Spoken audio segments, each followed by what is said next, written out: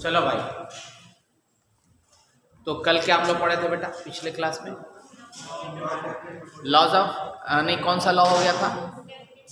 Definite हो गया था। वेल, नेक्स्ट देखिए आप, लॉ ऑफ मल्टीपल प्रोपोर्शनलिटी। क्या हेडिंग देंगे next? Law of multiple proportion, multiple क्या बेटा? प्रोपोर्शन। इसको जरा सा समझिए, इसको किसने दिया था law of multiple proportion? Dalton ने बताया था कल। इन्होंने क्या बताया इसके अंदर समझिएगा जरा। इन्होंने कहा कि दो एलिमेंट लेना है अलग अलग। क्या बोला मैंने? अलग अलग, बस, और कुछ नहीं करना है। और उन दो एलिमेंट से मिलकर के मोर देन वन कंपाउंड बनाना है। क्लियर हुआ? पहला शर्त, दूसरा condition, more than one compound बनाना है। क्लियर है? तो जो आप कंपाउंड बनाओगे उसमें एक एलिमेंट का मास सारे कंपाउंड में फिक्स होगा। जैसे आपने CO बनाया और CO2 बनाया, तो कार्बन का मास आपको फिक्स कर दीजिए 12 ग्राम। तो 12 ग्राम पे ऑक्सीजन का मास देखना है, या ऑक्सीजन फिक्स कर दो तुम 8 ग्राम, 16 ग्राम फिक्स कर दिया, उस पे देखना है कार्बन का मास कितना होगा। राइट? तो इस लॉ के अकॉर्डिंग ये बताया गया कि when more than one different elements combine to form more than one compound, if the mass of one element is fixed, then the mass of other element is a simplest whole number ratio. समझ आ गई बात? अब इसको देखिए ऐसे, आप NCERT book पढ़िएगा, समझ में बात आएगी आपको, बट यहाँ और मजेदार बात समझ में आएगी जब हम आपको एग्जाम्पल से समझाएंगे और कैसे क्वेश्चंस आते हैं। देखिए जरा सा। तो सबसे पहली बात मैं यह बता दूं कि फॉर दिस वी टेक, इसका ट्रिक है ये, for this we take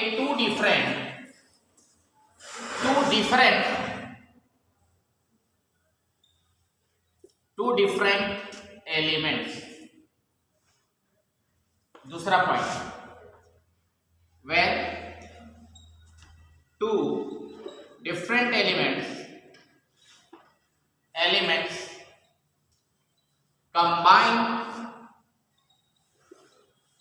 to form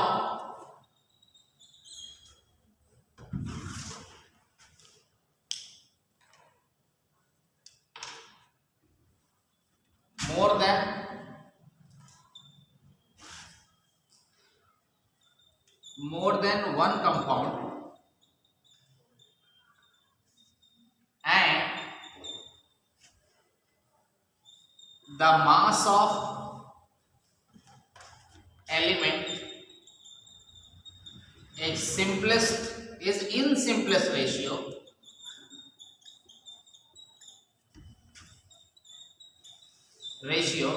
with respect to the mass of other element of fixed value,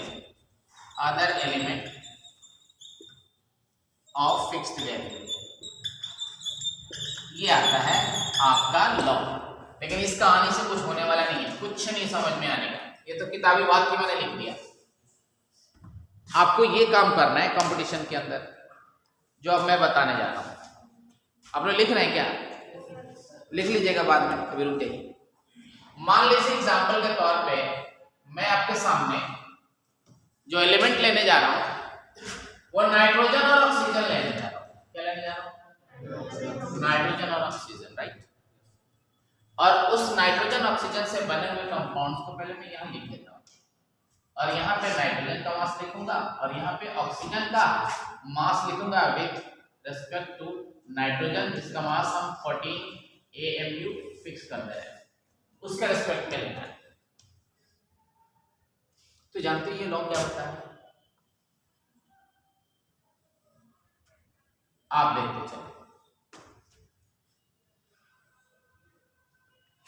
यहां पर मैं लिखूंगा सबसे पहले NO, उसके बाद N2O, उसके बाद NO2, उसके बाद N2O3, उसके बाद N2O4, उसके बाद N2O5। ये सारे कंपाउंड्स हमने बनाए, राइट।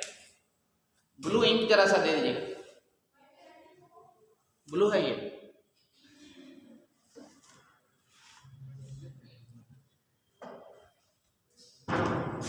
ठीक है बेटा, आगे देखना।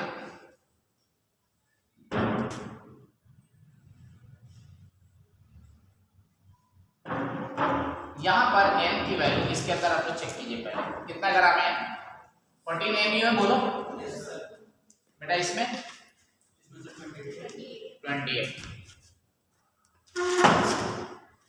यहां पर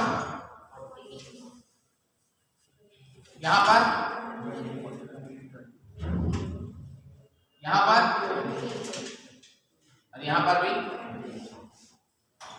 अब आप लोग बताइए, 14 MU मैं ले रहा हूं यहां पे 14 MU, तो यहां पर भी नाइट्रोजन कितना है?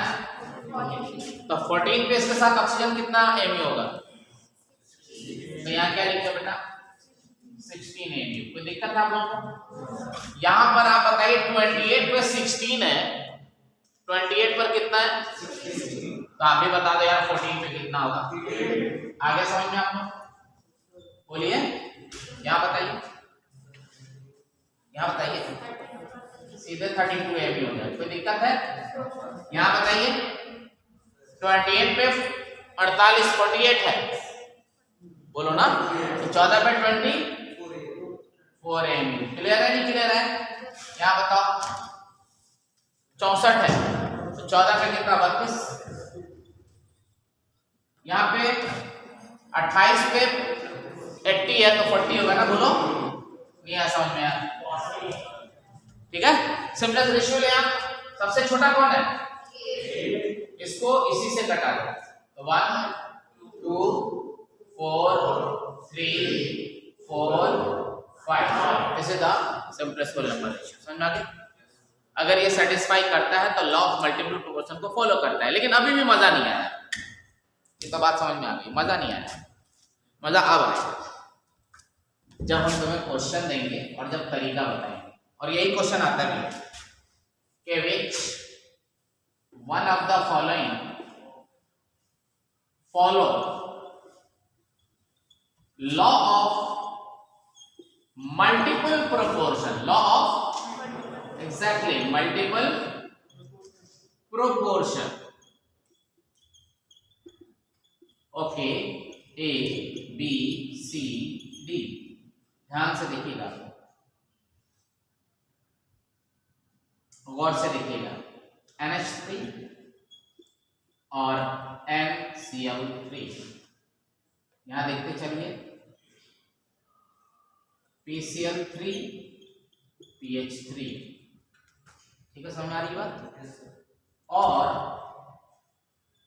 CH4 C6H6। समझ में आया? और यहां पर HCl और बेटा HBr। आप में से कौन बच्चा आंसर बताए? सी पक्का? ये बात कितने ईमानदारी से देखो। पहली बात तो बेईमानी से पढ़ना मत, और देखा देखी बोलना मत, क्योंकि हर बच्चे को समझ में आना चाहिए। कितने लोग को ईमानदारी से समझ में नहीं आया? हाथ उठाओ, ईमानदारी से हाथ उठाओ। ज्यादा काबिल बनने की जरूरत है, मैं पूछूंगा फिर खड़ा करा। तुम्हारे समझ में आ गया? तुमने हाथ क्यों नहीं उठाया? मैं क्या बोल रहा था? तुम क्लास में हो ना, फिर सोया है क्या? ठीक है बेटा, अब सुनिए, आप लोगों को बता रहा हूं। यहां पढ़िए क्या लिखा हुआ है, पढ़िए तो पढ़िए। एक एक पॉइंट पे ध्यान देना, बोर्ड पे जो मैं लिख रहा हूं। यहाँ क्या लिखा है और यहाँ क्या लिखा है? बात समझ आ गई? यही इसकी की पॉइंट थी। आइए आपसे बात करता हूं। पहला ऑप्शन में आइए, इसमें कौन कौन सा एलिमेंट है? नाइट्रोजन, हाइड्रोजन और कितने डिफरेंट एलिमेंट्स हो गए? हो गया गड़बड़? अरे गड़बड़ हो गया, तो ये तो पता करना था यार। तो ये क्या, यहाँ बताओ, ये भी गलत। लेकिन यहाँ पर और यहाँ पर पर, तो भाई साहब ये भी गलत, इसने आंसर। अब आया मजा, बोलो ना। ऐसे पढ़ना है, रटना नहीं है आपको। हम कोई भी सवाल देंगे, आप आंसर 1 सेकंड के अंदर दे दोगे, ठीक है ना। तो बात क्या ध्यान है, की पॉइंट क्या है, की पॉइंट देखो। एक्चुअली मैं बता दूं, लिटरली मैं बता रहा हूं कि अगर टीचर ऑनेस्ट है और वो आपको ईमानदारी से सारी चीज डिलीवर कर रहा है, बिल्कुल अपना नॉलेज जिससे क्वेश्चन बनता है वो स्टूडेंट तक पहुंचा दिया सिंप्लीफाइड फॉर्म में, कोई टीचर, और आपको किताब जरूर पढ़नी है। टीचर आपको उस पढ़ी हुई बात को आसान करता है, लेकिन अगर कोई लड़का ये सोच ले, मैं लिख के देता हूँ आज कि मैं सिर्फ क्लास करके और मैं मेडिकल इंजीनियरिंग निकाल लूंगा, तो बेटा मुझसे लिखवा लो, लाइफ में कभी नहीं निकल सकता है, कभी नहीं। लिखवा लो मुझसे आज ही, चाहे तुम कितना अच्छी कोचिंग कर लो, जब तक तुम्हारा कलम खुद से घर पे नहीं चलेगा, तुम एक अच्छे स्टूडेंट हो ही नहीं सकते, तुम्हें फील नहीं आएगा। हमारी बात समझ में आ रही है। आप बहुत अच्छे होटल में चले जाइए, खूब खाना देखिए, ये लगा है, वो लगा है, वो लगा है, वो लगा है, पैसा देकर सबको पे कर दीजिए, उसमें से किसी खाने को मत खाइए, आप क्या फायदा हो, आपको क्या मालूम कौन कितना अच्छा है कितना खराब है, बोलिए। तो this is going to happen please. किसी शहर, किसी गांव, किसी मोहल्ले में जाने की जरूरत नहीं है, अब टेक्नोलॉजी बहुत एडवांस हो गई है, आप जो रिसोर्सेज हैं यूज कीजिए और आगे बढ़िए। समझ में आ रहा है, एक्सक्यूज देना बंद करें। क्वेश्चन घर नहीं बनाओगे, मैं फिर कह रहा हूं, तुम भागी हो, मैं नहीं। तो क्लियर हो गया यहाँ तक बेटा, इसमें इतना ही पढ़ना है, बहुत सारे टॉपिक्स पढ़ने हमको, ऑर्गेनिक, इनऑर्गेनिक और फिजिकल मिला करके, तो यहाँ अपने टाइम को बर्बाद करने हम नहीं आए। समझ में आ रही है बात। तो आपने ये पॉइंट सीख लिया ना, इसके सवाल बन जाएंगे, ऐसे ही आएंगे। अगला टॉपिक क्या था हमारा, बताओ। लॉ ऑफ, अरे गैलो-सैक्स या एवोगैड्रो है, एवोगैड्रो है, एवोगैड्रो भी सीखो। चलो उतारो बेटा जल्दी से, मैं बताऊं, जल्दी करो जरा सा।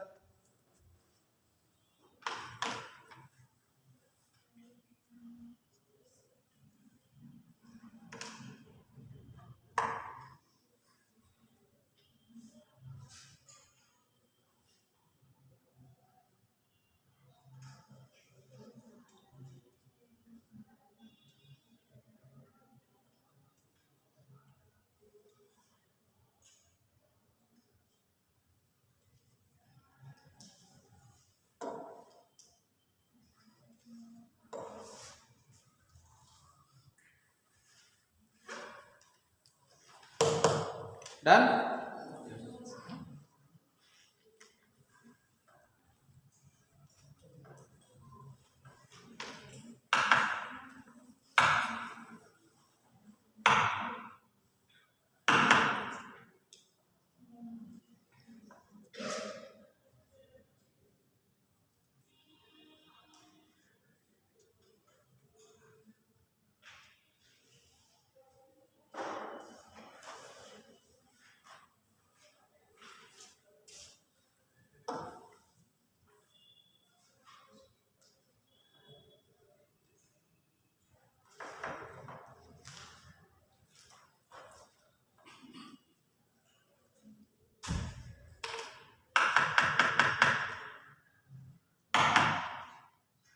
बोलो, लिखो, Avogadro's law,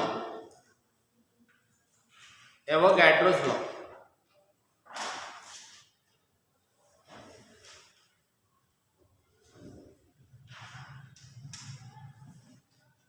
At constant temperature and pressure, at constant temperature of and pressure,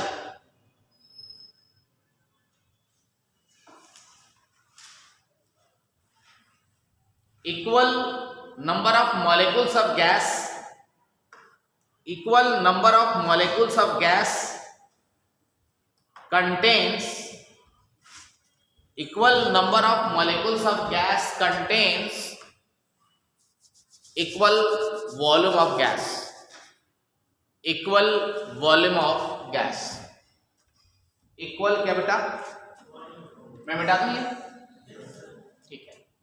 See everybody please,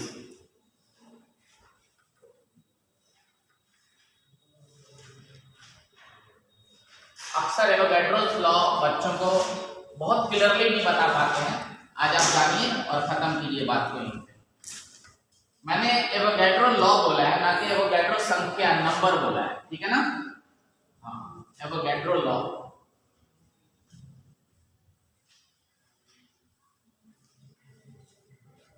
Avogadro एक बहुत ही अच्छे माने जाने साइंटिस्ट गुजरे हैं। उन्होंने क्या कहा जरा सुनिएगा, और बड़ा फायदे की चीज बताई। अच्छा कभी कभी ऐसा होता है ना कि जैसे मेरी बाइक, आप लोग स्कूटी अगर आप पहचानते हैं बाय द वे, किस रंग की है, कितने लोगों को मालूम? ब्लैक कलर की है। तो जैसे बाहर लगी हुई है और आप आए बाहर से और देखेगा लग रहा है सर क्लास चल रही है, स्कूटी देख के बता देते हो? मतलब मोस्टली बता रहा हूँ, एक बात बता रहा हूँ। मैं भी अगर आप रेगुलर आते हो तो मैं भी आप लोगों को समझ जाता हूँ कि हाँ ये फला बच्चा है, ये जैसे ये लड़का ऑरेंज कलर का पहन के आता है तो मैं समझ जाता हूँ तो यही है। मतलब एक आइडेंटिफिकेशन होता है बच्चों का। तो कहने का मतलब वो नहीं है, कहने का मतलब है कि आप पहचान जाते हो, कंपेयर करते हो, उससे दूसरी चीज़ पता चल जाती है। वैसे ही वो गैड्रो ने कहा कि ऐसा है बच्चों, अगर टेम्परेचर और प्रेशर कांस्टेंट हो, क्या हो? टेम्परेचर प्रेशर कांस्टेंट का मतलब समझ रहे हैं आप लोग? टेम्परेचर चेंज नहीं किया जाए, प्रेशर चेंज नहीं किया जाए, और तब आप गैस का एक्सपेरिमेंट, ये गैस के लिए पहली बात तो देखिए, ये नियम केवल और केवल और केवल गैस के लिए। किसके लिए है बताइए? हाँ, ना सॉलिड के लिए है ना लिक्विड के लिए है, ये जब भी लागू होगा गैस के लिए लागू। इधर देखिए आप लोग बात कर रहे हैं, पीछे तीनों हीरो, 3 इडियट नॉनसेंस, खड़े हो जा, इधर बैठा दूंगा, आगे बात नहीं करेगा दोबारा, नहीं तो फिल्म बना दूंगा सीधे आमिर खान का नहीं, अब्दुल अफसर वाला, खतरनाक फिल्म बनेगा। मैंने बताया था ना कि हिसाब से पंगा लेना मत मुझसे ज़्यादा। मैंने कुछ कहा यार, भूल गया। देखो गैस के लिए अप्लाई होगा ना, बोलो बेटा, किसके लिए अप्लाई होगा? गैस के लिए अप्लाई होगा भाई। तो कह रहा है कि अगर टेम्परेचर प्रेशर आप कांस्टेंट करते हैं और अगर आप मोल को बढ़ाएं, मोल को घटाएं, तो मैं बता सकता हूं कि वॉल्यूम भी कैसे घट रहा है और बढ़ रहा है। यानी मोल का रेफरेंस देके हम वॉल्यूम निकाल लेंगे और वॉल्यूम का पता करके हम मोल निकाल लेंगे। समझ गया हमारी बात? नहीं समझे आप लोग? अभी और मजा आएगा जब न्यूमेरिकल के अंदर हम बताएंगे कैसे सवाल आता है। नाम क्या था हमारा, मतलब टॉपिक का? हाँ, एवोगैड्रो। या तो तुम एवोगैड्रोस हाइपोथेसिस कहो या उसे थ्योरी कहो। हाइपोथेसिस और थ्योरी में थोड़ा सा का अंतर है बच्चों, आप लोग पढ़ना नहीं चाहते ना, प्रॉब्लम ये है। नहीं तो इतना मजा आता है चीजों को जानने में, टर्मिनोलॉजी को, इसको बहुत मजा आता है जानने। हाइपोथेसिस और थ्योरी, जरा 2 मिनट का क्लास लूंगा आप लोगों का, हाइपोथेसिस और थ्योरी। साइंस का डेफिनेशन इसमें से कितने छात्रों को मालूम है? जल्दी बताओ, फिर आगे बढ़ता हूं मैं, टाइम बर्बाद नहीं करूंगा। साइंस किसी को नहीं मालूम? मालूम है? साइंस पढ़ते हैं ना आप लोग, उसी के बारे में नहीं मालूम है? कितने पढ़े लिखे विद्यार्थी, सोचने वाले विद्यार्थी बनो। Systematic gain of knowledge by repetition and observation is known as science. समझ में आ गई बात? एक बार जैसे आपने आविष्कार किया, बोलो, और कोई चीज खोज कर दी तो उसको डायरेक्ट एक्सेप्ट नहीं किया जाता है, जब तक उसके 4-5 बार एक्सपेरिमेंट ना हो, वेरीफाई नहीं हो, तब जाके उसके बारे में कुछ लिखा जाता है। That's why the systematic gain of knowledge is known as. और वो ऐसे नहीं होता है, वो रिपीटेड एक्सपेरिमेंट से होता है, बिना एक्सपेरिमेंट के साइंस अनडिफाइंड है। क्या बोला मैंने? समझ में आ गई बात? मैथमेटिक्स साइंस है या कुछ और है? ये एक कला है, आर्ट है। आगे बात समझ? साइंस नहीं है। समझ में आ गई बात? इट इज अ कला, आर्ट है, आप जानिए इस बात को। उसकी मदद से हम एक्सपेरिमेंट करते हैं, that's another thing, but science is a purely experiment, purely. तो थ्योरी और हाइपोथेसिस शॉर्ट में बताना चाह रहा हूं कि कोई बात आपने आविष्कार किया, जैसे आपने कहा कि सर सूरज के अंदर कोयला जल रहा है, तो चलो चेक किया गया। इन्होंने कहा नहीं सर, सूरज के अंदर न्यूक्लियर फ्यूजन हो रहा है हाइड्रोजन के बीच, राइट, खत्म बात। दोनों जांच किया गया, उससे रेडिएशन निकला, लाइट रे निकली, लाइट रे का हम लोग एक्सपेरिमेंट किए तो पता चला कि नहीं यार, हाइड्रोजन का जो स्पेक्ट्रल लाइन है वो सूरज से आने वाली रोशनी भी वही लाइन है, it means there is a hydrogen जरूर वहां पे फ्यूज कर रहा है। समझ में आ गई बात? इससे नॉलेज एक बार नहीं, बार बार एक्सपेरिमेंट किया गया तो एक नॉलेज मिला कि sun gives us heat and light by due to the nuclear fusion of hydrogen nuclei. समझ में आ गया? ये ज्ञान आसानी से नहीं प्राप्त हुआ जो आप खटाखट लिख दिए, एग्जाम में लिख के चले आते हैं, काफी मेहनत करना पड़ा। तो इस प्रकार से जो ज्ञान, तो उसमें एक लड़के ने 2 जवाब दिया था कि कोयला जल रहा है, दूसरे ने कहा न्यूक्लियर फ्यूजन हो रहा है, तो उसी को क्या कहा जाता है? एंड द करेक्ट हाइपोथेसिस यानी nuclear fusion, that is called theory. आगे समझ नहीं आया? समझ में आया? एक बार और बता दो, कोई प्रश्न किसी ने पूछा आपसे, उस प्रश्न का जवाब देने वाले छात्रों ने 8-10 जवाब दिया, परंतु उसमें एक ही क्वेश्चन सही आंसर है, तो जो सही आंसर है, जो 5-6 जवाब थे उससे रिलेटेड, वो हाइपोथेसिस कहलाते हैं। उसी में से एक जो करेक्ट हाइपोथेसिस था, अगर वो सत्य निकल गया तो दैट इज कॉल्ड थ्योरी। समझ में आ गई बात? नहीं आया समझ में? तो बस सिंपल सी बात थी। समझ में आया? तो ये है लिखने का अंदाज। इट मींस कि एवोगैड्रो हाइपोथेसिस अब कहा जा रहा है व्हाट इज कॉल्ड, अरे बोलना यार आगे समझ में, इसका हमें मोहर आईएसआई का लग गया है, मेरा मतलब आईयूपीएससी का लग गया है। समझ में आ गई बात? Now it is approved, right? अब देखिए एक चीज आप जानिए, आप बुद्धिजीवी हैं। जब आप दुनिया को पहचानना शुरू करेंगे, चीजों को जब पहचानना शुरू करेंगे, अभी छात्र हैं तो छात्र लेवल तक सोचिए, कल को आप जब अपना लक्ष्य प्राप्त कर लेंगे, हासिल कर लेंगे, जब आप कुछ और लेवल पे फैमिली मेंबर में जब आएंगे, जब आप फैमिली वाले हो जाएंगे, तब आपकी असल दुनिया शुरू होगी। तब आपको कुछ करने का मन करेगा सोसाइटी के लिए। समझ में आ गई बात? वो इंसान नहीं है जो आपस में घर में जाके लड़ाई कर रहा है, बीवी को मार रहा है, बीवी से गाली गलौज कर रहा है, औरतें उसको गाली दे रही, कोई लाइफ नहीं है। ऐसा कुछ करो कि लोग जाने का अच्छा यही है। क्या बात है, कितने अच्छे लोग हैं यार। इंसान का कैरेक्टर दो तरह का होना चाहिए। थोड़ा सा एक्चुअली मैं अलग ढंग का एक्टिविस्ट हूँ, थोड़ा सा मैं मतलब आदत है बोलने की, थोड़ी सी बोलने की आदत है। तो इंसान को ऐसा होना चाहिए बेटा, लिख के रख लो। इंसान वर्ड मैंने इस्तेमाल किया, भगवान ने इंसान भेजा था, कुछ और भेजा था क्या बना के? बोलना इंसान, ह्यूमन, खेल खत्म। मैं वही मानता हूँ बेटा। तो इंसान का बिहेवियर ऐसा हो कि जब वो दुनिया में आता है तो घर वाले क्या करते हैं, रोते हैं या हाँ खुशी मनाते हैं? जल्दी बोलो। आज जो आता है वो रोता है ना? अरे बोलो ना यार, प्रैक्टिकल बात है कि नहीं? अब वो मेडिकल साइंस अलग कहती है कि वो लंग्स में ओपनिंग शुरू हो जाता है इसलिए पेन होता है तो बच्चा रोता है, दैट्स अनदर थिंग। अब वो रोता है, इसी को लोग अलग अलग अंदाज में बोलते हैं। लेकिन जब वही इंसान दुनिया में रह के कुछ अच्छा काम करके जाए, बहुत बढ़िया काम करे, अगल बगल तुमको बहुत प्यार करे, जब वो जाता है तो कैसा क्या करते हैं लोग? तो तुम ऐसा करो कि जब दुनिया से जाने लगो तो तुम हंसो, लोग रोएं। समझ में आ गया? Thank you very much. बहुत इंपॉर्टेंट पॉइंट है बेटा। एक और बात हमेशा बच्चों को कहता हूँ कि तुम लोग जब पढ़ लो लिख लो तो इस हाथ को ऐसा बनाना कि ये देने वाला हो, लेने वाला कम हो। समझ में आ गया? नहीं आया समझ में यार? फॉलो करेंगे। Thank you very much. इसी के दुआओं के साथ, वेल विशेस के साथ अपनी पढ़ाई आगे बढ़ाइए और एंजॉय कीजिए। IIT, JEE, नीट एंड वगैरह वगैरह में सिलेक्शन होगा आप लोगों का। सारा फॉर्म भरना तुम लोग। मैं चाह रहा हूँ कि यहाँ जो बच्चा बैठा है मेरा, सबका कहीं ना कहीं सिलेक्शन होना चाहिए ताकि लगे कि यस, माँ बाप भी खुश हो जाए, है ना? और आजकल नीट के थ्रू सारा चीज़ पॉसिबल है। काउंसलिंग कभी मत छोड़ा कीजिए, आप लोग जरूर अटेंड कीजिएगा एग्जाम देने के बाद। लेकिन पहले फुल्ली तैयारी कर लो, पढ़ाई कर लो खूब अच्छे से, ठीक है? चलो तो हम आगे ले चलते हैं। एवोगैड्रो हाइपोथेसिस में बोला गया कि एट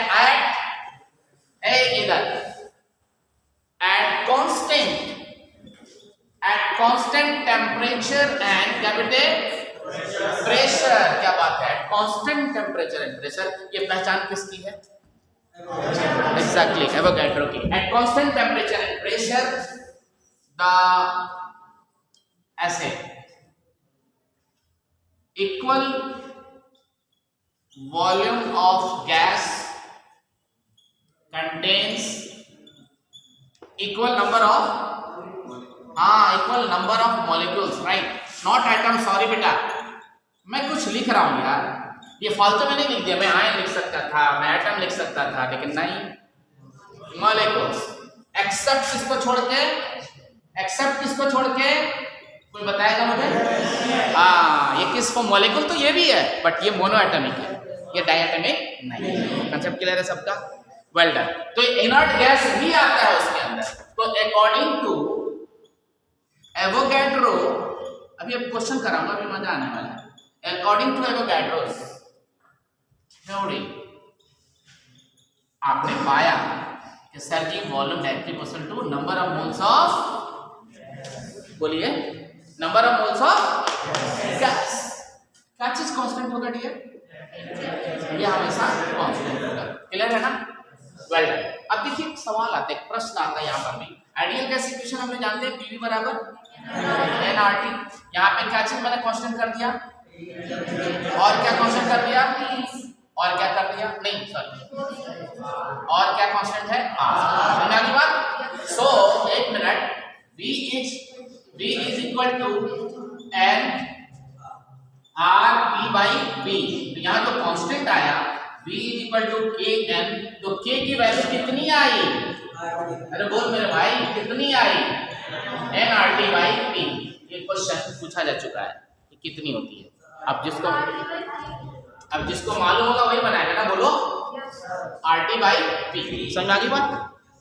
तो कुछ एप्लीकेशन आपको आना चाहिए, ये आ गया। अब सुनिए इसका फायदा सुनिएगा आप जरा सा, मैं यहाँ कुछ लिख रहा हूँ। अगर number of moles of gas बढ़ेगा तो वॉल्यूम बढ़ेगा घटेगा भाई? Number of moles of gas अगर घटेगा तो क्या होगा भाई? वॉल्यूम घटेगा। और number of moles of gas ना बढ़े ना घटे तो वॉल्यूम क्या होगा? समझ में आया? अब इसको हम एक इक्वेशन के जरिए बता रहे हैं, क्योंकि जब मैं आपको टेलर्स प्रिंसिपल पढ़ाया करूंगा इक्विलिब्रियम में तो ये बात वापस आएगी और फिर इस पे न्यूमेरिकल बताऊंगा। जल्दी से लिख लीजिए, जल्दी से लिखिए फिर आगे बताऊंगा।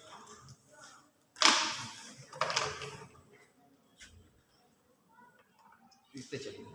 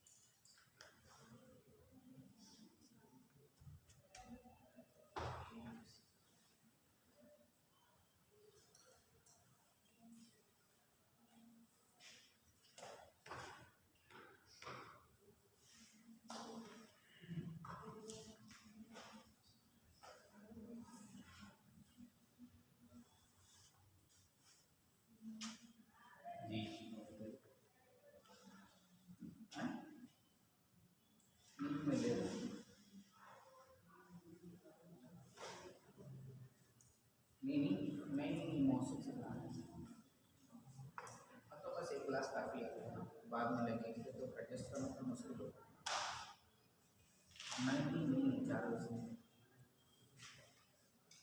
तो ठीक है। ये मेरा मेरी गलती तो होगी 3 से 4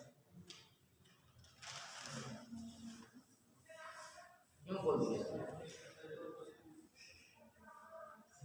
क्यों? तो मैं नहीं ले पाऊंगा। तो अच्छा वो 12 में नहीं होगी? अच्छा तो ठीक है 4 में। हाँ ठीक है, गुड, सही है। ऐसे ऑल्टरनेट करो। हाँ 4 से ले लो, मैं 4 से 5 नहीं यार 4 से 5 तो मेरी कहीं। हाँ ले लो, ठीक है 4 से 5 ले लो, ठीक है। ओके ठीक है चलो ठीक है। 12 वाले को सेट कर लेना, भाग ना जाए यार, तो तुमसे लूँगा पैसा सारा, बता दो। ठीक है डन बच्चों? मेरे सवाल का जवाब दीजिए आप। मैं आपको क्वेश्चन लिख रहा हूँ बोर्ड पर, बेटा तो बेटा ठीक है ना? बस हो गया, ज्यादा नहीं, सुनो बस टॉपिक कैच करते चलो। ये कॉम्पिटिटिव क्लास है, इसमें फालतू की बकवास नहीं कराऊंगा मैं, टू द पॉइंट जो सिखा रहा हूँ उसको लिखते चलो, क्वेश्चन बनाओ क्या। अब देखो इसमें क्वेश्चन कैसे आता है। IIT JEE में बेटा इस पर बड़ा अच्छा सवाल आता है, बहुत बढ़िया सवाल आता है, तुम होशियार रहना। देखो यहाँ पे मैं कैसे सवाल दे रहा हूँ, बोर्ड पे देखो। मिटा तो नहीं है सर? मिटा तो यही आता है। चलो पहले एक न्यूमेरिकल, फिर अगला क्वेश्चन कराऊंगा आप लोगों को। न्यूमेरिकल देखते क्या है। क्वेश्चन है at constant temperature and pressure. इससे आप क्या समझ गए? क्या लगने वाला है यहाँ पे? अरे इससे क्या लगने वाला है बोलो ना यार, ये फालतू में नहीं लिखा रहता है एट कांस्टेंट। समझ में आ गया ना कि लॉ कौन सा आने वाला है? बस एवोगैड्रो का जन्म हो गया। At constant temperature and pressure the mass ratio of gas A, B and C are 1:1:1, यानी सेम है। बोलो ना सेम है, इसका मतलब यही हुआ respectively. if the molar mass, क्या बात, if the molar mass of gas A is 19, B is 35.5 C is 80. What is the increasing order of volume? A, B, C, B, A, C,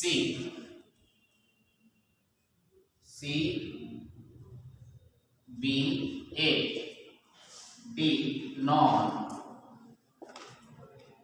ये आपके सामने क्वेश्चन उपस्थित है और पहले आप लिखेंगे यहां पर, एक मिनट रुक जाइएगा। ए लिखिए, बी लिखिए, सी लिखिए। इसका मास कितना दिया हुआ बच्चों? मास कितना है? 1 1 1, नहीं आया समझ में। और इसका मोलर मास कितना है? अरे बोलो ना, 1935.5 80। अब आप मुझे समझाइए केमिस्ट्री के छात्र, as a future doctor and engineer, आप इसके सवाल को बनाने के लिए आपको एवोगैड्रो लॉ लगाना है। और एवोगैड्रो लॉ लगाने के लिए आपको क्या चीज मालूम होना चाहिए? मोल या वॉल्यूम? बोलो। परंतु वॉल्यूम तो पूछा जा रहा है और मास दिया है, मोलर मास दिया है, इसका मतलब मोल निकाल लो। नहीं आया समझ में यार? अरे बन गया सवाल? नहीं आया समझ में? तो मोल कितना हो गया? मोल कितना हुआ? 1 बाई जिसका डिनोमिनेटर ज्यादा है उसका जाहिर सी बात का मोल कम होगा मेरे भाई, और जिसका मोल कम है वॉल्यूम भी कम होगा। नहीं आया समझ में? अरे नहीं आया? ये किस नियम के अकॉर्डिंग बताया मैंने? ये मैंने बताया अकॉर्डिंग टू एवोगैड्रो अंकल। बोलो यस, एवोगैड्रो अंकल ने बताया, तुम लोग के दादा हुआ। ठीक है भाई, देखना ही है तो आंसर क्या होना है? तो वॉल्यूम किसका ज्यादा होगा भाई साहब? अच्छा डबल लग गया क्या? कह रहा है बी और सी दोनों बोल रहा है, A B C, C B ए। तुम ही चालाक हो क्या? आप बताओ, मैं तो ये लिखना चाह रहा। अब सही है ना? आ गया? चलो बहुत अच्छी बात। This is called Avogadro law. अभी एक क्वेश्चन और, उसको उतारो फिर बता।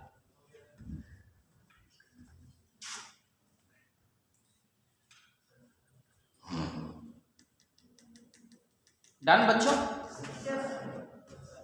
मिटा दो ना? प्रिंट हो गया?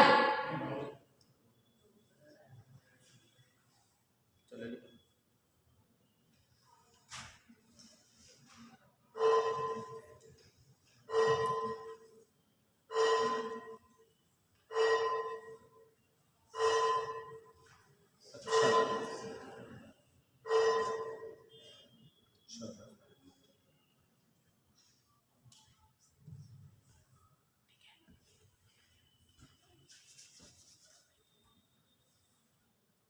डन? बहुत बढ़िया, नाइस टू मी। बेटा प्रेडिक्ट द, लिखो क्वेश्चन, प्रेडिक्ट द, लिखो मैं बोल रहा हूं जल्दी करो। प्रेडिक्ट द इंक्रीज, डिक्रीज और no change in volume in the following. Increase, decrease, increase, decrease or no change in volume in the following. In the following you are going to give the answer. बताएं अब आप लोग, देखिए board पर option A, इसमें बताना है आपको क्या हो रहा है। 2H2 2HI gas will give you a बात है नहीं please, H2 plus I2 gas. B 3H2 gas plus N2 gas will give you 2NH3 gas। नहीं आया समझ? C, question number C, you can write TCl5 will give you PCl3 and Cl2, that is in gaseous state. Here is also it is in gaseous state. D, just you see, D में CaCO3 मैंने यहाँ solid लिखा, decompose किया thermally heat देके, and this will give you CaCO और solid state में, और carbon dioxide मिला गैसियस स्टेट में। बोलो क्लियर है भाई? I2 सॉलिड है, I2 गैस में है, F B2Br गैस में है और Br2 लिक्विड में है। This is the question for you. इसमें एवोगाड्रो लॉ, और ये सब के सब कितना पे हो रहा है? At constant temperature and pressure पे। बाय द वे मैं करा रहा हूं। तो क्या लग गया यहाँ पर? अरे क्या लग गया? एवोगाड्रो। अब आप बताइए मुझे, इस इक्वेशन से क्या पता चल रहा है? मोल पता कर सकते हैं आराम से। सारा रिएक्शन बैलेंस है कि नहीं है? अरे बोलो ना यार, रिएक्शन बैलेंस है कि नहीं है? तो यहाँ number of moles of reactant कितना है गैसियस स्टेट में? लड़की बंद करो लिखना, please please please please stop करें आप लोग प्लीज। लिखना नहीं है यार, एक बार देख लो खेल खत्म। लिखने का नहीं, हम लिखने के लिए आए नहीं हैं। कितना मोल है? ये गैस है कि सॉलिड है?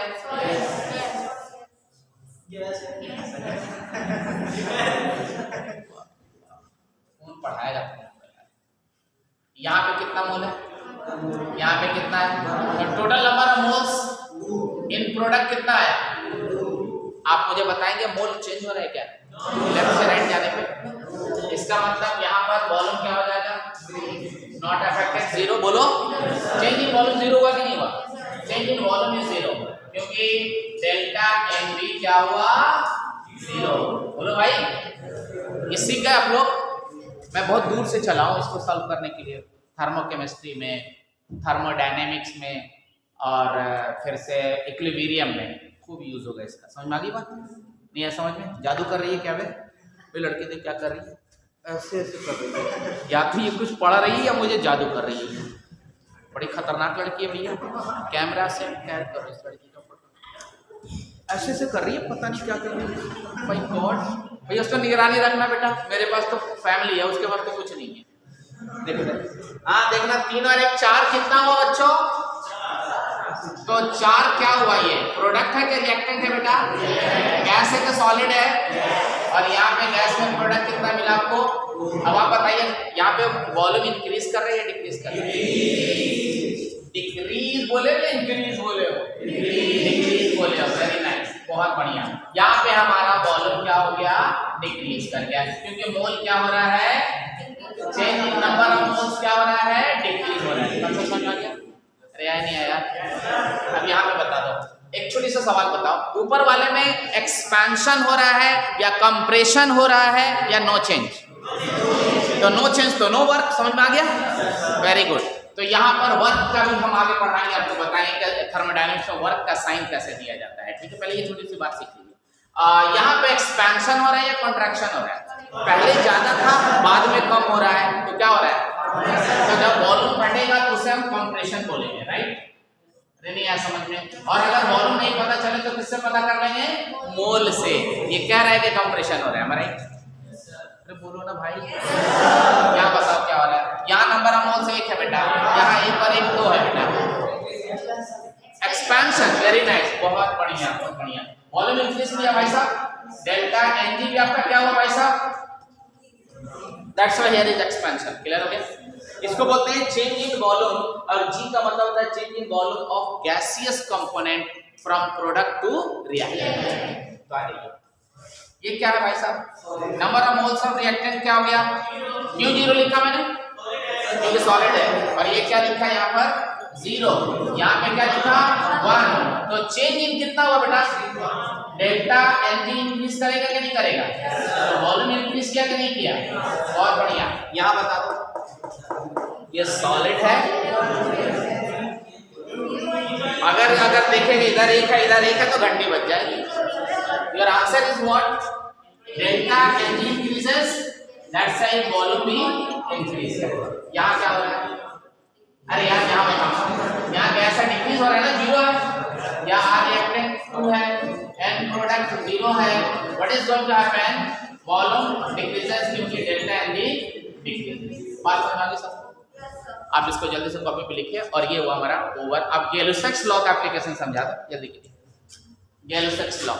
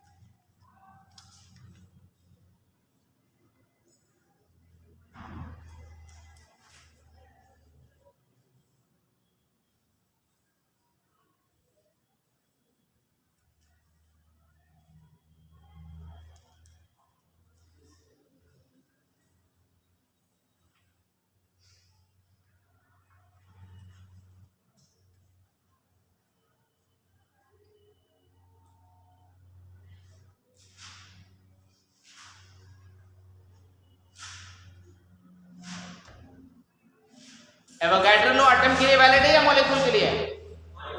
हाँ याद रहे, एक्सेप्शन बहुत बढ़िया। क्या मैं मिटा दूं? अब आप हेडिंग देंगे, लास्ट लिखवाया होगा मैंने, कॉपी देखिए आप लोग। गैलो-सेक्स लॉ है ना ऑफ केमिकल, गैलो-सेक्स लॉ या लॉ ऑफ कंबाइनिंग वॉल्यूम्स बोलते हैं इसको। क्या बोलते हैं बोलो? गैलो-सेक्स लॉ का दूसरा नाम लॉ ऑफ कंबाइनिंग वॉल्यूम।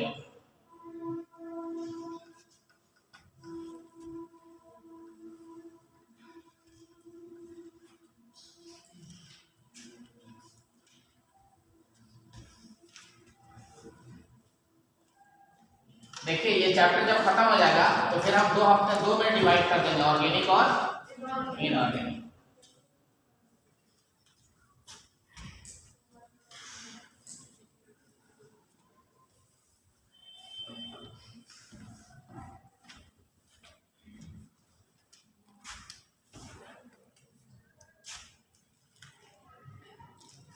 देखिए गैलो-सेक्स लॉ,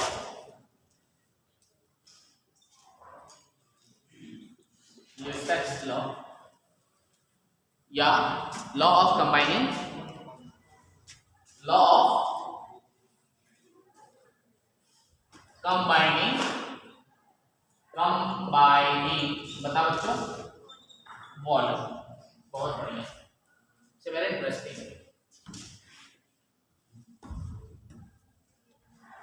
लिखिए,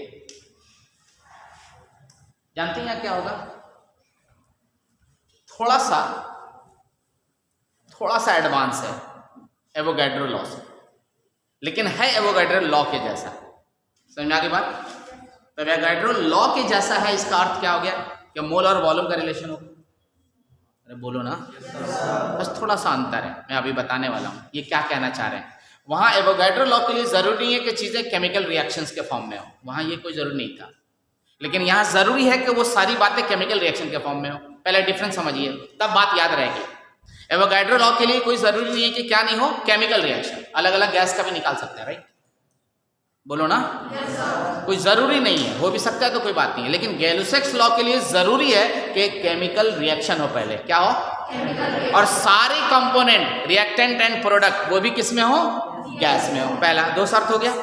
पहला कंडीशन केमिकल रिएक्शन हो, केमिकल रिएक्शन का सारा हिस्सा गैसियस हो, और तीसरी बात याद रखनी है, वो सुन लें आप। तीसरी बात क्या रखनी है? तीसरी बात ये याद रखनी है कि टेम्परेचर और प्रेशर यहाँ पर भी कांस्टेंट होगा। बट आपको कैसे मालूम कि ये बात गैलो-सेक्स लॉ के अकॉर्डिंग होगी? आपको वहाँ ध्यान रखना है केमिकल रिएक्शन होगा।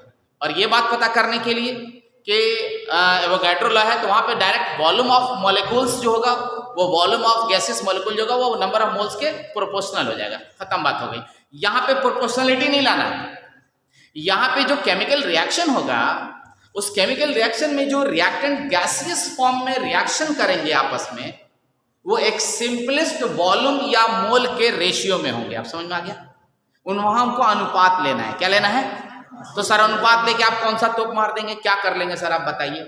हम उससे अच्छा सवाल बनाएंगे। हम आपको बताएंगे सवाल कैसे बनता है। क्लियर है? तो आइए हम लोग देखते हैं। तो लिखिए यहाँ पे जरा से एक लाइन लिखेंगे, तो आप लोग एक लाइन लिखिए यहाँ पर, बोलो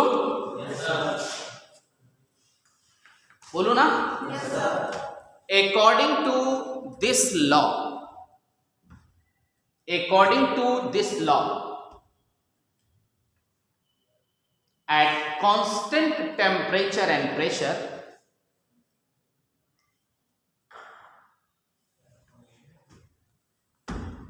gases react with each other, gases react with each other in the simple ratio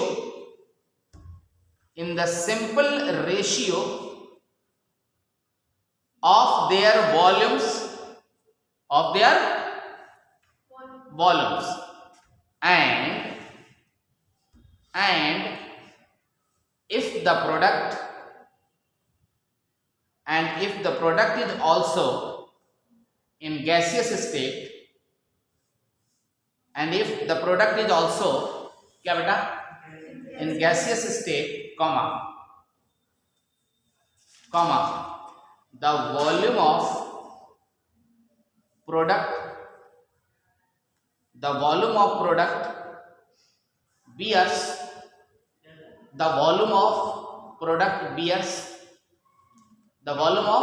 bears simple ratio with respect to gaseous reactant, simple ratio with respect to gaseous reactant, full stop दो। simple ratio with the volume of gaseous reactant, लिख दिया क्या? देसी भाषा में जान लो। अब जरा देसी भाषा में जानो इनका क्या कहना है। वहां मोल लेते थे, यहाँ केवल वॉल्यूम लेंगे। वहां क्या लेते थे? यहाँ क्या लेंगे? बात खत्म हो गई ना। वहां मोल लगेगा, यहाँ वॉल्यूम लगेगा। अगर आपने वॉल्यूम को गलती से मोल से रिलेट कर दिया तो वो कौन सा लॉ बन गया? बात समझ में आ गई? Clear cut concept. अगर आपसे कोई रास्ता पूछते चले कि एवोगैड्रो लॉ में, इधर देखो बेटा, इधर एवोगैड्रो लॉ में और गैलोसिक्स लॉ में एग्जैक्ट डिफरेंस क्या है, मैं आपसे जो बात कर रहा हूं यही याद रहेगा, ये लाइफ टाइम याद रखिएगा। सर एवोगैड्रो लॉ में ये बताया गया कि टेम्परेचर और प्रेशर तो कांस्टेंट होगा सर, लेकिन वहां volume, equal volume of gas equal number of mole से रिएक्ट करेगा।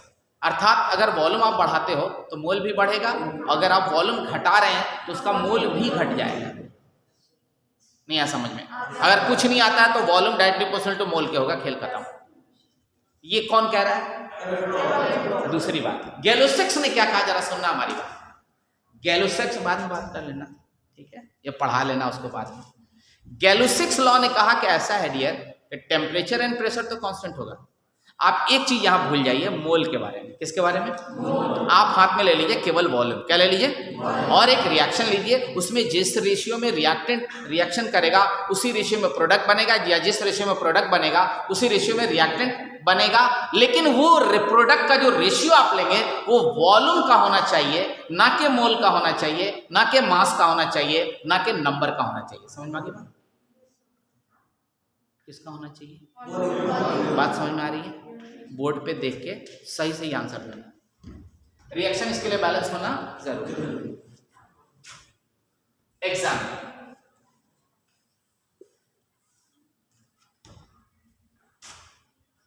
This is H2 gas, I2 gas, ठीक है सर। बनाएगा क्या? 2HI gas. यहाँ कितना, यहाँ पे देखो, यहाँ पे अगर हम वॉल्यूम का टर्म में लेते हैं at constant temperature and pressure पे, तो ये कितना हो जाएगा? ये भी 1। अब आप सुनिए सवाल कैसे आएगा, ये मुझे आपको सिखाना था। बाकी तो इतना तो सबको समझ में आ रहा है। सवाल कैसे आएगा ये मुझे आपको सिखाना था, वो सीख लीजिए आप लोग। अगर मान लीजिए हमने अपने कंटेनर में ये ले लिया 40 ml, कितना ले लिया? 40 ml। तो समझ में आया क्या? ये 40 ml बन रहा है मेरे को, समझ रहे हो? तो तुम बताओ ये और ये कितना बनेगा? पक्का? This is called 20 ml and this is called 20 ml। Concept clear है? थोड़ा और आगे ले चलता है, जस्ट थोड़ा सा ऊपर। हमने 2 सिलेंडर लिए, एक सिलेंडर में ये भरा, दूसरे सिलेंडर में इसको भर दिया। अरे कुछ पल्ले पड़ा क्या? और इसका हमने लिया 60 ml, इसका मैंने लिया 30 ml। बोलो, मैंने आपसे क्वेश्चन किया कि आफ्टर रिएक्शन, क्या बोला मैंने? बताइए कितना ml ऑफ गैस बच गया लेफ्ट? तो पहले आप जल्दी जल्दी मत कीजिए, नहीं तो काम हो जाएगा खराब। पहले आ जाइए, इन दोनों में एक सिग्निफिकेंट वैल्यू निकालने का तरीका जाना। इसका भी वॉल्यूम गिवन है, इसका भी वॉल्यूम गिवन है। बोलो बेटा। हम तुमको एक छोटा सा हिंट यहां जरूर करेंगे इस सवाल को बनाने के लिए कि ये वाला जो बन रहा है हमारा, ये हमारा 10 ml है। कितना ml है? ये मैं हिंट करूंगा आपको। प्रोडक्ट अगर दिया हो, कॉन्सेप्ट सीख लो सब कोई ध्यान से। अगर प्रोडक्ट का वॉल्यूम दिया हुआ है तो फिर रिएक्टेंट का वॉल्यूम आराम से निकल जाएगा अकॉर्डिंग टू गैलोसेक्स लॉ। यदि सारे के सारे गैस हो, अगर ऐसा नहीं हो, एक लड़का खड़ा होगा बोलेगा सर अगर ऐसा नहीं हो, कहीं सॉलिड हो कहीं लिक्विड हो, तब एक का दिया हो तो क्या करेंगे? वहां लगेगा लिमिटिंग रीजन। समझ में आ गया? लिमिटिंग रीजन के लिए मैंने कल कहा था मोर देन 1 रिएक्टेंट होना चाहिए ना। चलिए वो बात वहीं रहने दीजिए, हम आपको बताएंगे वन बाय वन सीखिए। प्रोडक्ट का वैल्यू एक रेफरेंस के लिए दिया रहेगा गैलोसेक्स लॉ को समझाने के लिए। यहाँ पे बोल रहा है कि अच्छा इतना बन रहा है, बट सिलेंडर के अंदर कितना लिया? 60 ml। और कह रहा है कि जब हमारा 10 ml बन जाएगा HI, तब बताइए आप कितना बचा I2, कितना बचा H2, टोटल वॉल्यूम बताइए सिलेंडर का गैस का कितना। तो यार वेरी सिंपल, ये 2 मोल के रेशियो में रिएक्ट कर रहा है और ये तो 2 पे अगर 10 मोल है, नहीं आया समझ में, तो 1 पर कितना बना बेटा? सवाल बदल गया ना। और यहाँ भी कितना बनेगा? ये किसके अकॉर्डिंग लिख रहे हैं? गैलोसेक्स लॉ के अकॉर्डिंग। बोलिए ना, ये इतना तो निकल जाएगा इसके अंदर से, ये माइनस हो जाएगा और ये आपका बना, ये प्लस है। बोलो ना, प्रोडक्ट है तो प्लस है ना यार, तो बोलो ना। तो ये बताओ 60 में से 5 किया कितना ml बचा, और यहाँ से इसमें से माइनस किया कितना ml बचा, पल्ले पड़ा। और आप टोटल को जोड़ दोगे तो 55 देख 25 80 हो गया 90 ml। सही है गलत है भाई? नहीं आ समझ में? Total 90 ml after the reaction is left. समझ में आ रहा है? वॉल्यूम ऑफ दैट मिक्सचर कितना हो गया? समझ में आया? अरे पल्ले पड़ा के उड़ गया ऊपर से सब वोलेटाइल। अच्छा एक सवाल और बनाओ। This is very nice question. मैं आपको जो भी पढ़ा रहा हूँ, this all are the questions जो डिफरेंट फॉर्म में पूछे गए हैं। ठीक है, तो एकेडमिक और कॉम्पिटिटिव टीचिंग का यही डिफरेंस होता है। एकेडमिक तो उल्टे हाथ से हो जाता है। हमारे बच्चे जो पढ़ते हैं इम्तिहान में एकेडमिक के लिए नहीं रोते हैं, वो पूरा भर के पेपर आते हैं ना। आप कंपटीशन में आइए। हाँ बोलिए।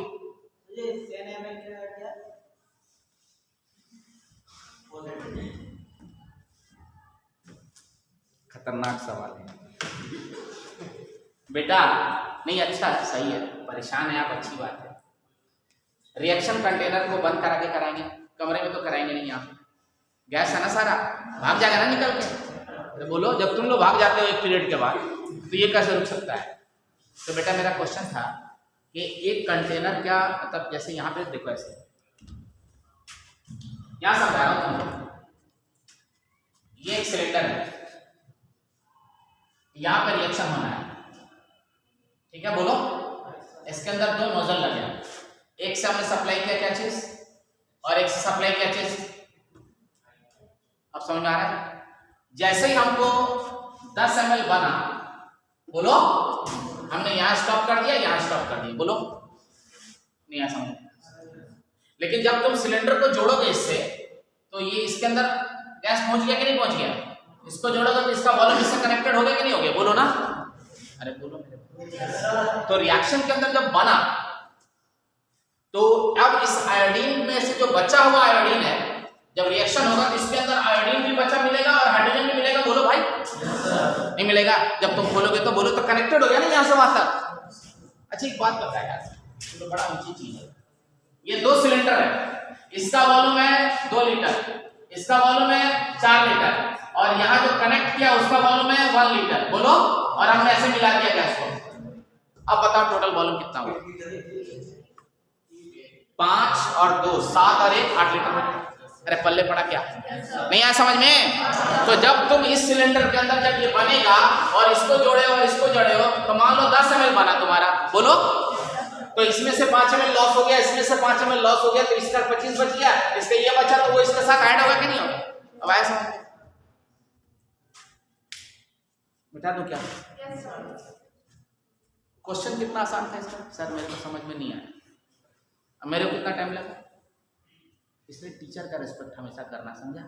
बता दो, मतलब सवाल नहीं पूछा। बेटा ये आप लोग लिखेंगे क्या इसको दोबारा? अब लिखिएगा जवाब मैं करा रहा हूं, लिखिए। तो गैलो-सेक्स लॉ क्या मैसेज देता है आपको? क्या मदद करेगा न्यूमेरिकल बनाने में, बताइए? अरे गैलो-सेक्स लॉ तुमको कैसे मदद करेगा?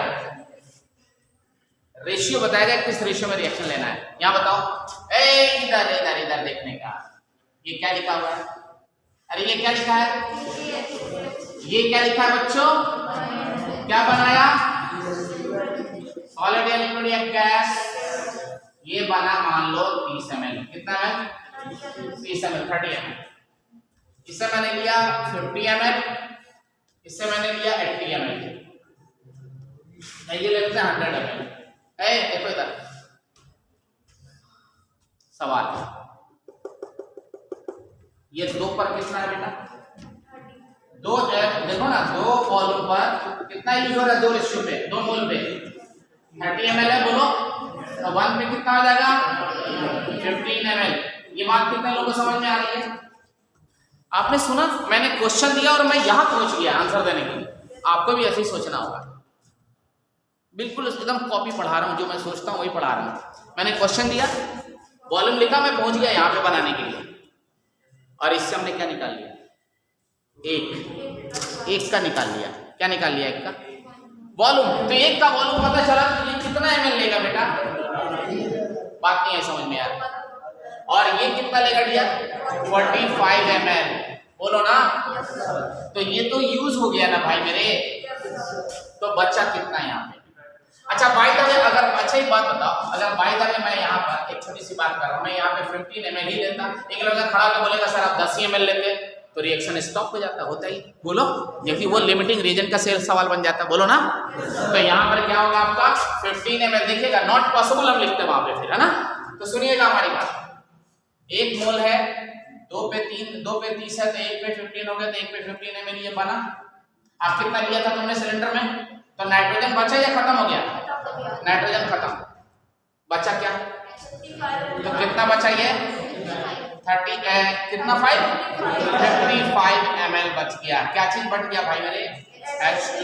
क्या चीज खत्म हो गया? N2। और ये कितना बना? इतना। तो टोटल मिक्सर का वॉल्यूम 30 और 55 85। समझ में आया?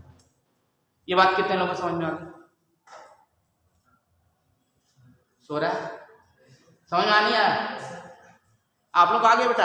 वेरी नाइस, बहुत अच्छी बात है। नहीं आया तुमको तो लिखो जल्दी से। चलो खत्म करते हैं बात, फिर अब दूसरी चीज बताएंगे। यहीं पे हमारा क्या खत्म हुआ? गैलो-सेक्स लॉ इज ओवर, खत्म। अब नई बात पढ़ाऊंगा। देखिए मैं वो नहीं पढ़ा रहा हूँ, एरर वगैरह ये सब तो फिजिक्स में पढ़ चुके हैं आप लोग, है ना। सिग्निफिकेंट फिगर्स वगैरह ये सब मालूम है ना, सब आप वहां से पढ़ लीजिए।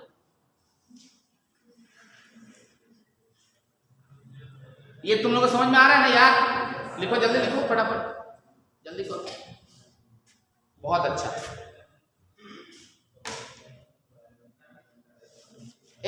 बीच में बात बक नहीं करने का, बिल्कुल मत बोलो।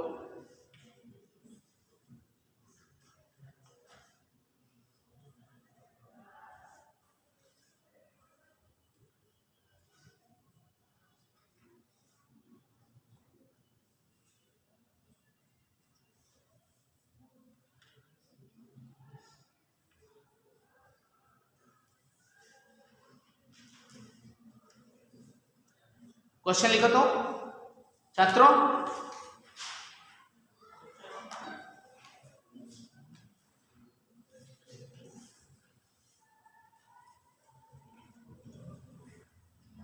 लिखिए question please. How much how much volume of hydrogen and nitrogen gas, how much volume of hydrogen and nitrogen gas, how much hydrogen and gas will be required for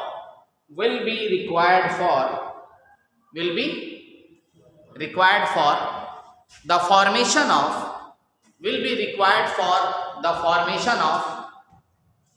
40 ml ammonia. कितना ml? 40 ml ammonia. Full, ये note of interrogation, प्रश्नवाचक चिन्ह, note of interrogation. If all volumes are measured at STP, देखो, if all volumes are measured at, बोलो, मत बोलना तुम लोग. STP का मतलब क्लियर हो गया? जल्दी से अमोनिया बनाने का इक्वेशन लिखो, यानी यही है. सवाल बना के दिखाओ जल्दी, फटाफट, देरी नहीं करने का.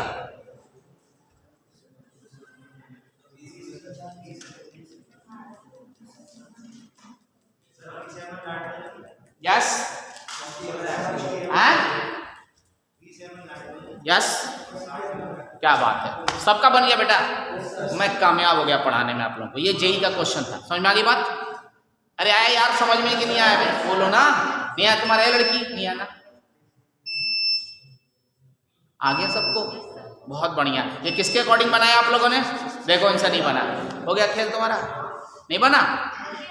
हाँ, झूठ बोल रही हो गया. पूछ रही है बगल वाले से, कह रही है हो गया. अच्छा, वहां पहुंच गया, अंग्रेजी पढ़ने लगी. अच्छा, चलिए साहब, जरा एक बार बोर्ड पे देख लीजिए, थोड़ा मैं भी बना दूं, क्योंकि बहुत से बच्चे सोच रहे होंगे कि डायरेक्ट मामला चल रहा है. यहां लिखा है 3H2 गैस, यहां लिखा है 1N2 गैस. बनाया क्या बेटा? मोलर रेशियो क्या है बेटा? 1 और 3. अब दिया क्या है? कितना? तो 2 का. यस, 2 मोल पर, ऐसा बोलो 2 का 3 का नहीं, जरा पढ़े लिखी तरह बोलो. 2 मोल पे 40 ml, 2 मोल पर 40 ml, तो 1 मोल पर 20 ml. तो अब बताइए, 1 पर है तो कितना आएगा? यहाँ पे 20 तो आएगा, बोलो बच्चों. और यहाँ कितना आ जाएगा? 3 into this, यानी कि 60 आ जाएगा. बोलो, नहीं आया समझ में क्या? अब इसका रेशियो लोगे तो यही आएगा ना. बहुत आसान है. कितना आसान है? गैलुसेक्स ने यही फायदा पहुंचाया. अब आप क्यों दिया सुनिए, उनका वेलकम कीजिएगा आप लोग. मान लीजिए आप इंजीनियर बन गए. क्या बन गए? इंजीनियर बन गए, और आपकी नौकरी लगी अमोनिया बनाने वाली फैक्ट्री में. कहाँ पर? अमोनिया बनाने वाली फैक्ट्री में. मालिक बोला कि ऐसा है बेटा, तेरे को दे रहा हूं 100 ml हाइड्रोजन और 50 ml नाइट्रोजन. जल्दी से 40 ml अमोनिया बना के बता, और ये भी लिख के रिपोर्ट भेज कि कितना हाइड्रोजन बचा और कितना नाइट्रोजन बना, ताकि मैं ऑर्डर कर सकूं. समझ में आ गया? और अगर आप अंगूठा छाप होंगे, अगर आप डिप्लोम मतलब ये डोनेशन दे के पढ़े होंगे मंगलायतन से, समझ में आ रहा है? या गुड़गांव से अपने बल पे नहीं निकाले होंगे कंपटीशन, या हमारा क्लास नहीं किए होंगे प्रचार कंपनी के लिए, तो क्या होगा? ये सवाल नहीं बनेगा. तो इसलिए आप पढ़े लिखे अगर होंगे तो फॉरेन इंजीनियर को बोलेंगे सर 1 मिनट में भेजा, 2 मिनट बस रुक जाओ, फटाफट कैलकुलेशन करेंगे आप. 40 ml आपने निकाला, यहाँ से 15 ml 40 ml बनाना था. बोलो, अब आप आराम से निकाल सकते हैं कि कितना बचा. बोलो ना. तो आंसर फॉरेन मालिक को आंसर आपने दिया 30 ml, और यहाँ आंसर बोला आपने सर 40 ml हाइड्रोजन बच गया और 30 ml नाइट्रोजन बच गया. अब ये अगर मैसेज गलत टाइप हो गया कि सर 30 ml हाइड्रोजन बच गया और ये इतना, तो नौकरी गई तेल लेने. समझ में आ रहा है? और जैसे ही टाइप करके भेजेगा, मालिक तो सब जानता है, तेरी सैलरी जो 50,000 होगी वो इंक्रीज करके 1 लाख बन जाएगी. अरे ये काम का आदमी लगता है, तो भाई मेहनत करना पड़ेगा. समझ में आ रहा है? कंपनी को बताना पड़ता है कि वाकई आप कुछ कर रहे हो कि नहीं कर रहे हो। समझ में आ गया? तो दिस इज द एप्लीकेशन। ये सब मान के चलिए। आप पेशेंट की बात ले लीजिए, डॉक्टर बन गए, आपको ऑक्सीजन सप्लाई कर रहे हैं, पेशेंट को ऑक्सीजन देना है। कोरोना में याद रखना आप लोग, एक कंपनी जरूर लगाना ऑक्सीजन का। हाँ, तो ऑक्सीजन कितना कंज्यूम हुआ नहीं हुआ ये सब सीखोगे तब पढ़ेगा ना। इसलिए पढ़ाई का काम डेली लाइफ से रिलेटेड है। तो बेटा कंसेप्ट क्लियर हो गया आप लोगों का? हम लोगों ने बहुत अच्छा काम किया, हमारा ये पूरा टॉपिक कंप्लीट हो गया। जो कि इस चीज को हम लोग बड़ी ड्राई ढंग से पढ़ते थे, ऐसे ही तैसे लिख लेते थे। समझ में आ गई बात? फिनिश। अब हम नई चीज पढ़ाने जा रहे हैं। उस नई चीज का नाम है मोल्स इन सॉल्यूशन। क्या बोला मैंने? क्या बोला मैंने? हमने कितना चीज पढ़ा दिया? हमने मोल निकालने के 4 मेथड परहैप्स पढ़ा दिया मैंने। By mass given, by volume given, by number given और आइडियल गैस इक्वेशन। अब हम पढ़ाने जा रहे हैं mole fraction, molality, molarity, normality और इक्विवेलेंट विद वो क्या बोलते हैं चार्ज वाला। ठीक है, समझ में आ गया? तो चलिए हम लोग लिखते हैं मोल्स इन सॉल्यूशन। हेडिंग दीजिए मोल्स इन सॉल्यूशन। मिटाओ बेटा, मिटा दो ना।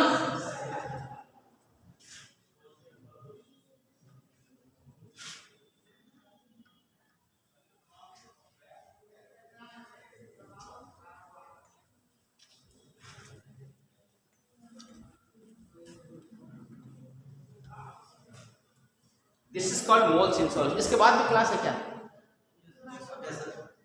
बायो की। अच्छा, बायो की। तो लिखिए मोल्स इन सॉल्यूशन में। नहीं, अब रुक जाइए, मत लिखिए, मत लिखिए, मत लिखिए, सॉरी, बोर्ड पे।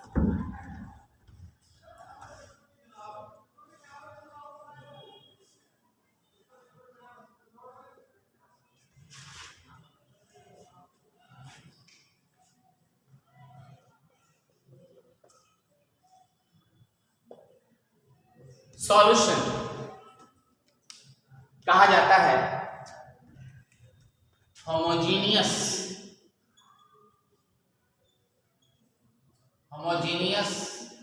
समान मिश्रण, homogeneous mixture of more than one component, that is called solution. और आप सभी लोग पढ़े हैं अच्छे से कि सॉल्यूशन का जो फिजिकल स्टेट है वो सॉलिड भी हो सकता है, लिक्विड भी हो सकता है। और सॉल्यूशन के जो कंपोनेंट्स होते हैं, जो पार्ट्स माना गया है, जो हिस्सा मेनली डिवाइड किया गया है, वो मेनली 2 होते हैं। एक को हम सॉल्यूट के नाम से जानेंगे, ये टर्म है, और दूसरा हम सॉल्वेंट के नाम से जानेंगे। अब आप बता सकते हैं सॉल्वेंट क्या होता है? जल्दी से। सॉलिड क्या होता है, सॉल्वेंट क्या होता है? जल्दी बोलिए। जो स्मॉल, इन्होंने कहा जो स्मॉल अमाउंट में हो। देखिए मैं इनकी बात लिख रहा हूं। ये डेफिनेशन उस वक्त का था जब आप मुंह में अंगूठा लगा कर पढ़ते थे। समझ में आ रहा है? अभी मैं आपको बता रहा हूं। आपने लिखा स्मॉल, मैं आपकी बात लिख रहा हूं, नाराज नहीं करूंगा आपको। सर आपने बताया कि जो स्मॉल अमाउंट में हो, नो प्रॉब्लम बेटा, मैंने लिख दिया। और जो चीज लार्ज अमाउंट में हो, बोलो उसे हम क्या बोलेंगे? सॉल्वेंट बोलेंगे। बहुत अच्छा लगा। अब आपके सामने क्वेश्चन दे रहा हूं। 10 ग्राम नमक है जो किस फॉर्म में है? 100 ग्राम पानी है जो किस फॉर्म में है? चलिए साहब, अच्छा लगा। इसको और इसको आप क्या कहेंगे? ये फर्स्ट केस है मेरा। बिल्कुल सही कहा आपने, ये सॉल्यूट है। किस आधार पे कहा आप लोगों ने? किस आधार पे कहा? अमाउंट के हिसाब से। यही कहा था ना? बहुत बढ़िया, अपने बात को अटल रहिएगा। इधर देखिए, इधर देखो। अब हमने इसे कर दिया 100 ग्राम NaCl और ये कर दिया 10 ग्राम वाटर। अब बताओ इसमें सॉल्यूट कौन है, सॉल्वेंट कौन है? ये सॉल्यूट हो जाएगा और ये क्लियर हो गया? अरे बोलो ना। बहुत अच्छा लगा आपसे। अब आप बताइए, अगर 20 ग्राम नमक हो, सॉलिड स्टेट में है, और 20 ही ग्राम पानी हो, अब बताओ तुम जल्दी से।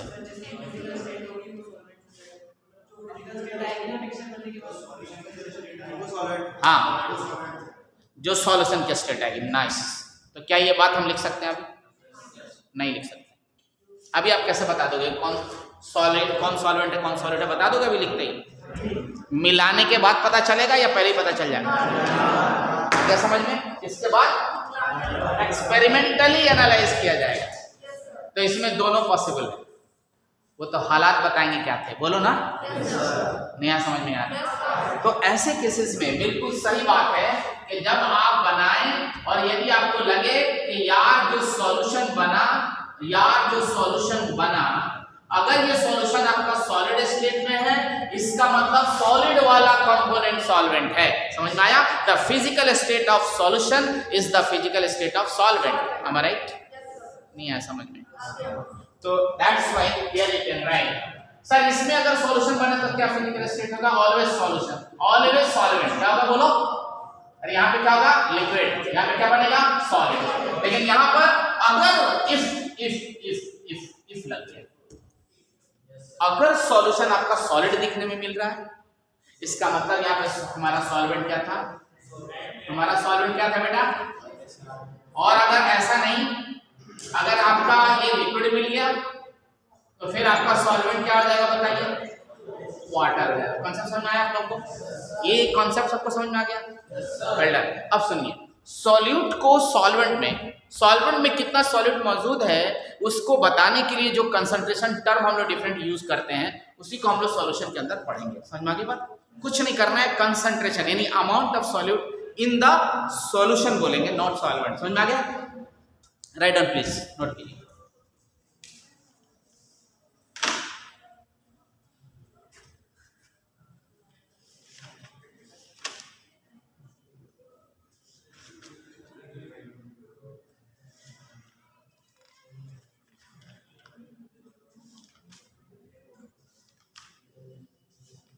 इसी में एक पॉइंट आएगा इक्विवेलेंट वेट में पढ़ाऊंगा आप लोगों को ना, इक्विवेलेंट वेट।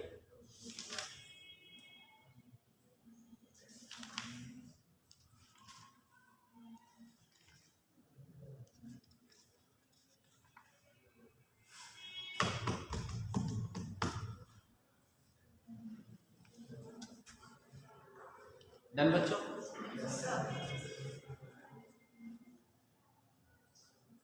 मिटाया जाए बच्चों?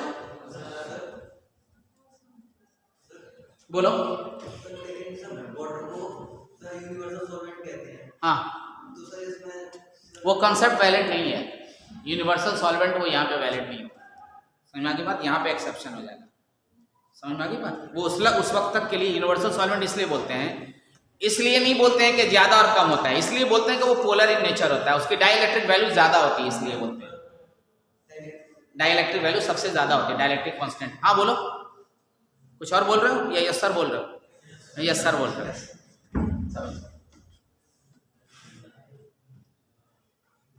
डन बेटा?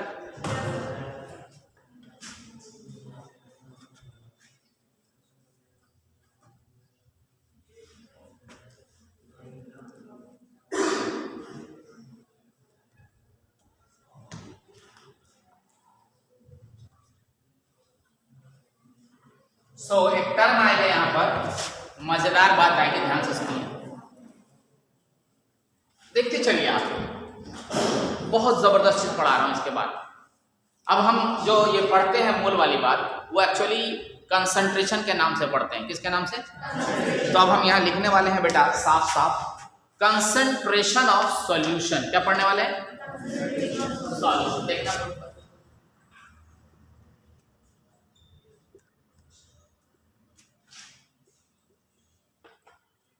Concentration of solution. कंसंट्रेशन का कुछ जगह पे आगे चलिएगा तो ऐसे एक साइन मिलेगा, इसको बोला जाता है कंसंट्रेशन या मोलरिटी या एक्टिव मास, है ना। और किसका कंसंट्रेशन? तो बीच में अगर मान लो H2 लिखा है तो बोलोगे कंसंट्रेशन ऑफ H2। बोलो, अगर तुम्हारा नाम है तो तुम्हारा, ठीक है? समझ में? आगे बढ़ते हैं। Different methods. यहाँ पे कंसंट्रेशन का मतलब हो गया अमाउंट। किसका concentration sir? Concentration of solution. किसका? सॉल्यूशन। अब यहां लिखने वाले हैं amount of divided by amount of solution, क्या amount of solution, not solvent please, ठीक है ना, बाद में बताएंगे हम आपको। यहां तक बात समझ में आ गई। अब सुनिए, डिफरेंट कंसंट्रेशन मेथड्स, क्या बोला मैंने, different concentration methods, please see everybody, different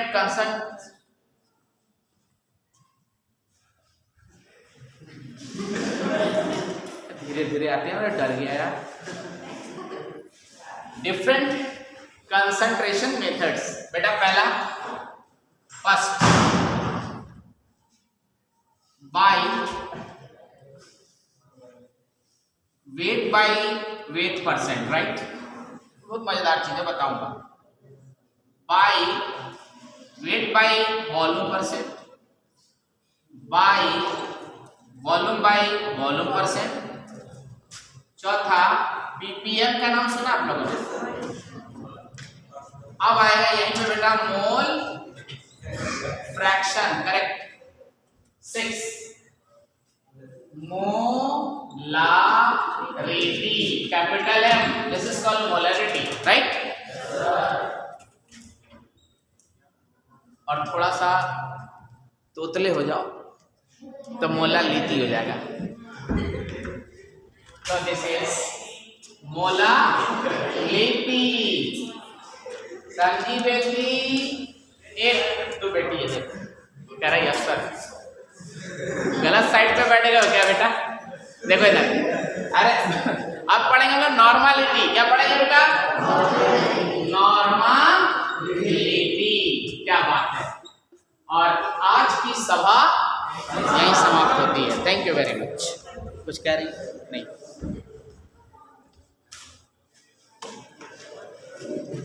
बंद कर। हाँ बंद करें तो सर।